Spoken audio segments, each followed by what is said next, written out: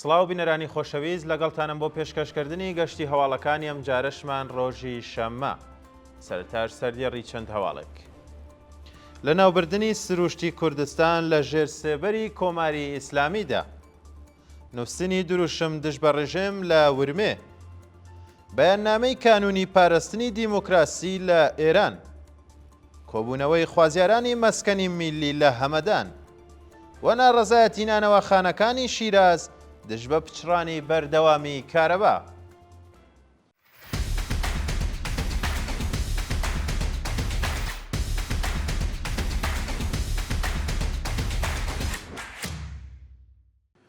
لە ناوبردننی سروشتی کوردستان لە ژێر سێبەری کۆماری ئیسلامیدا بە پێو وێنانەی بەدەستمان گەیشتووە دارستانەکانی ناوچەی ئاودانانی پارێزگای ئیلام لەلایەن کەسانی هەڵپەرست و قازانجخوازەوە بە مەبەستی وەدەستهێنانی داهاتێکی سۆر تێر سوتاون و کەس ڕێگریان لێ ناکات لە کاتێکدا کە هێشتا دارستانەکان سەوزەن بە مەبەستی وشکردنی ڕیشەیدارەکان و لە داهاتوودا بڕینەوە و سازکردنی وەکو خەڵوز و بۆ بەدەستهێنانی داهاتێکی زۆرتر سووتێنراون لە ساڵانی ڕابردووشدا لەلایەن کەسانی سربەڕژێم زیانێکی زۆر بە سروشتی کوردستان گەیشتووە و ڕێکخراوە پەیوەندیدارەکانی سەر بە حکومەت ڕێگریان لێ ناکەن.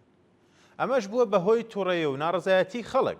جێگای ئاماژەیە ژینگە پارێزانی کوردستان هەمووکە لە هەوڵی قەرەبووکردنەوەی ئەم زیانانەدا و بارەها لە پێناو پاراستن و زیندووکردنەوەی ژینگە گیانیان بەخت کردووە یاخود بریندار بوون. نووسینی دروشم دژ بە ڕژێم لە ورمێ شەوی هەینی 19 گوڵانی 1404 هەتاوی کچان و لاوانی شاری ورمێ بە نووسینی دروشم دژ بە ڕژیم دیواری شوێنە گشتیەکانی شاری ورمێیان نەخشاند و بەڵێنی درێژەی خەبات تا ڕووخانی کۆماری ئیسلامیان دووپات کردەوە. بە پێ وێنانەی بەدەستی ناوەندی هەواڵی کۆمەڵە گەیشتووە کچان و لاوانی ئەو شارە بە نووسینی دروشم خەبات بەردەوامە و مەرگ و نەمان بۆ ڕژێمی کۆماری ئیسلامی پەیامی خۆڕاگری و بەردەوامی خەبات دژ بە ڕژێمیان ئاراستەی کۆمەڵگا کرد. شایانی باسە لە مانگانی ڕابردووشدا حکومەت بە مەبەستی بێدەنگکردنی ناڕازیان ڕێژەی دەست بە سەرکران و سێدارەدانی بردووەتە سەرەوە، بەڵام نەک تەنیا ورەی شۆڕژگێڕانەی خەڵکی دانە بەزانەوە بەڵکو ڕۆژ بە ڕۆژ دەنگی ناڕزایەتی و بەرەنگاری خەڵک زیاتر دەبێتەوە. بانگێشتی هاوڵاتیەکی خەڵکی شاری مەریوان بۆ تێپەڕاندنی سزای بەندکرانەکەی ڕۆژی هەینی 19 گوڵان ئومید فەرەجی هاوڵاتی خەڵکی شاری مەریوان بە مەبەستی تێپەڕاندنی ماوەی بەندکرانەکەی بانگ هێشت و دەست بەسەر کراوە. ناوبراو ڕێکەوتی 28 گەلاوێژی ساڵی ڕابردوو لەلایەن ئیتڵاعاتی شاری مەریوان دەست بەسەر و پاش زۆرتر لە 43 ڕۆژە شکنجەوازار لە گرتوخانەکانی ئەو ناوەندانەدا بە دانانی وەسیقەی قورس ئازاد کرا. پاشان ئەو هەوڵاتیە لەلایەن دادگای انقلابەوە حکمی 4 ساڵ بەندکرانی بەسەردا سەپێنرا. جێگای ئاماژەیە ئومید بە هۆی نەبوونی زانیاری سەبارەت بە ڕەوەندی مەحاکمەکردن نەیتوانیوە بەرگری لە خۆی بکات و ئەم حکمەی بەسەردا سەپێنرا. بەیاننامەی کانونی پاراستنی دیموکراسی لە ئێران ڕۆژی هەینی 19 گوڵان کانونی پاراستنی دیموکراسی لە ئێران لە وڵاتی هۆلاند لە بەیاننامەیەکدا یادی گیان بەخت کرد و فەرزاد کەمانگەر و هاوڕێیانی بەرزڕاگرت. لە بەیاننامەکەدا ئاماژە بەوە کراوە گیان بەخت کرد و فەرزاد کەمانگەر بە مەبەستی بێدەنگکردنی دەنگی ناڕزایەتی و هەروەها سەرکوتی خەڵکی ئازادی خواز لە کوردستان و ئێران لە سێدارە درا. بەڵام نەک تەنیا ناڕازیان بێدەنگ نەکران بەڵکو بە لە سێدارەدانی فەرزاد کەمانگەر و هاوبەندەکانی بەڵێ سەیاگری ناڕزایەتی گەشتر کرایەوە. ئەو کانونە سەرەڕای بەرز ڕاگررتنی یادیە و ئازیزانە جەختی لەسەر بەردەوامی خەبات دژ بە کۆماری ئیسلامی بۆ بەدەستهێنانی کۆمەڵگایەکی ئازاد و بەرابەر کرد. بەڕێوەچوونی مەراسمی پرسە و سەرخۆشی بەندکراوێکی سیاسی لە سەوڵاوە ڕۆژی هەینی 19 گوڵانی 1404 هەتاوی مەراسمی پرسە و سەرخۆشی بەرزان محەممەدی بەندکراوی سیاسی پێشوو کە بە شێوازی گوماناوی لە ڕووداوی هاتوچۆ گیانی بەخت کرد لە گوندی کەشخانی سەوڵاوە بەڕێوەچوو. ناوبراو ڕێکەوتی حەڤەی گوڵان لە ڕووداوێکی هاتوچۆی گوماناویدا لە کاتی چوون بۆ سەر کارەکەی گیانی بەخت کرد. ئەو چالاکوانە سیاسیە پاش ئازادبوونی لە زیندان بە بەشداری لە کەمپین و کارزارە جیاوازەکاندا هەموو کات دژ بە لە سێدارەدانی بەندکراوان چالاک بوو و هەروەها بە بڵاوکردنەوەی ڤیدۆ لە تۆڕە کۆمەڵایەتیەکانیش دژ بە بڕیارەکانی ڕژێمی کۆماری ئیسلامی ڕاوەستا بووە. کۆبوونەوەی خوازیارانی مەسکەنی میلی لە هەمەدان ڕۆژی هەینی 19 گوڵان خوازیارانی مەسکەنی میلی لە شاری هەمەدان دژ بە ناڕوونی چارەنووس و هەروەها پێنەدانی خانووەکانیان کۆبوونەوە و ناڕەزایەتیان دەربڕی. ناڕازیان کە زۆربیان لە چینی کرێکار و ستەملێکراوی کۆمەلگا بوون بە وتنەوەی دروشمی کۆبوونەوەی ناڕەزایی مافی ئێمەیە خوازیاری وەدیهاتنی بەڵێنەکانی بەرپرسان و ڕادەستکردنی خانووەکانیان بوون. ناڕەزایەتیەکانی ئەم جارەی خوازیارانی مەسکەن میلی لە شاری هەمەدان دیسان لەلایەن ناوەندە ئەمنیەکانەوە هێرشکرایە سەریان و بە هەڕەشەی بەشداربووانی کۆبوونەوەکە هەوڵی بڵاوکردنەوەیان درا. ناڕەزایەتی نانەوەخانەکانی شیراز دژ بە پچڕانی بەردەوامی کارەبا ڕۆژی هەینی 19 گوڵان نانەوەخانەکانی شاری شیراز بە نیشاندانی ناڕەزایەتی دژ بە پچڕانی بەردەوامی بێ ئاگاداری کارەبا هەویرەکانیان لە بەردەمی دارەی بەرخیە و شارەدا ڕژان.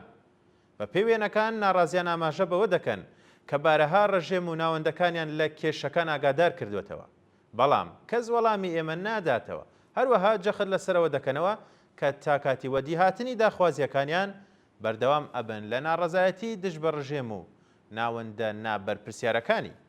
جێگای ئاماژەیە لە مانگی ڕابردوودا بەهۆی پچڕانی بێپلان لە شارەکانی کوردستان و ئێران زیانێکی زۆر بەر خەڵک کەوتووە و ڕژێمی کۆماری ئیسلامی بایەق بە ژیان و مەعیشەتی خەڵک نادات و کێشەکانیان چارەسەر ناکات. دەست بەسەرکردنی سێ هاوڵاتی لە ئەردەبیل ڕۆژی پێنجشەمە 18 گوڵان سێ شارۆمەندی تورک خەڵکی شاری ئەردەبیل لەلایەن هێزەکانی ئیدارەی ئیتلاعاتی ئەو شارە دەست بەسەر و ڕەوانەی شوێنێکی نادیار کران.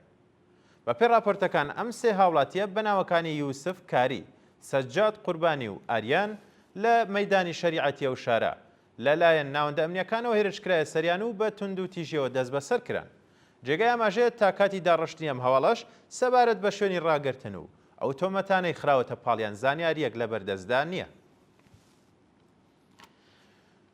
هێرشی هێزەکانی کۆماری ئیسلامی بۆ سەرگوندێکی سیستان و بەلوچستان ڕۆژی هەینی 19 گوڵانی 1404 هەتاوی هێزەکانی ڕژێمی کۆماری ئیسلامی هێرشیان کردە سەرگوندی میرزا ئابادی شارستانی خاش و بەلانی کەم 6 کەسیان دەست بەسەر کرد.